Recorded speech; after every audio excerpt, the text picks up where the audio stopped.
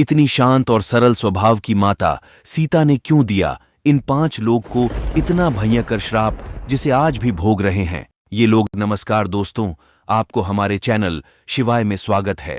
आज हम आपको बताएंगे कि कौन है वे 5 लोग जो माता सीता का भयंकर श्राप आज भी भोग रहे हैं। वाल्मीकि रामायण में राजा दशरथ के श्राद्ध से जुड़ा एक किस्सा वर्णित है। यह किस्सा माता सीता द्वारा राजा दशरथ के पिंडदान से जुड़ा हुआ है। कथा के अनुसार भगवान राम लक्ष्मण और माता सीता के साथ वनवास की ओर जा रहे थे। तभी उन्हें राजा दशरथ के मृत्यु की सूचना मिली। सूचना मिलने के बाद भगवान राम ने अपने पिता का पिंडदान करने का निश्चय किया। उस समय पितृपक्ष का समय चल रहा था।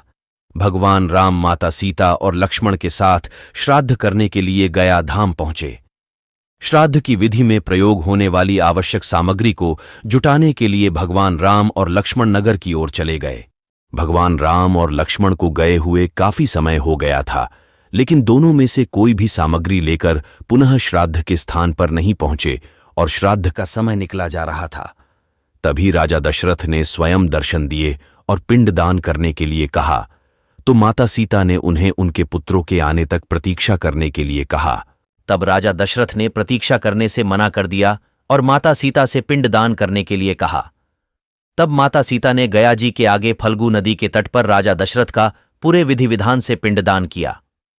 श्राद्ध कर्म की विधि को करते समय माता सीता ने वहां मौजूद वट वृक्ष, तुलसी का पौधा, गाय, ब्राह्मण, कौवा और फल्गु नदी को साक्षी बनने के लिए कहा।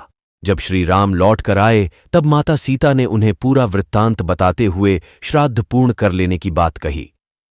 श्री राम ने माता सीता से श्राद्ध कर्म को विधिवत रूप से पूर्ण करने का साक्ष्य मांगा।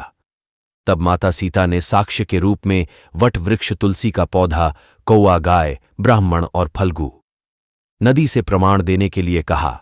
तब गाय, ब्राह्मण, फल्गु नदी, तुलसी का पौधा और कौवे ने श्री राम के समक्ष झूठ बोल दिया और गलत गवाही दी।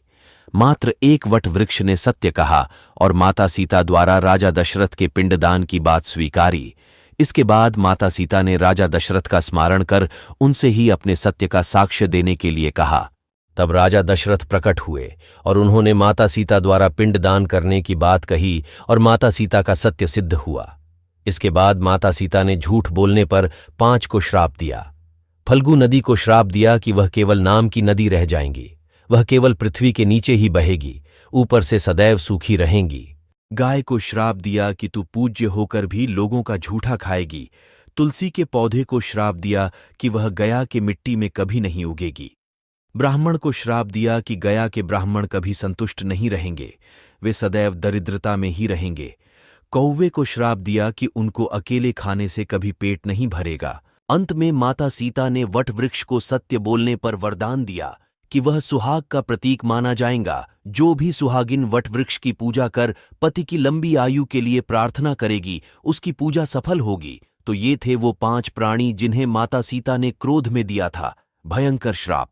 अगर आपको हमारी वीडियो अच्छी लगी हो तो लाइक, कमेंट, शेयर और हमारे चैनल शिवाय को सब्सक्राइब जरूर करें। धन्यवाद दोस्तों, मिलते अगले वीडियो में।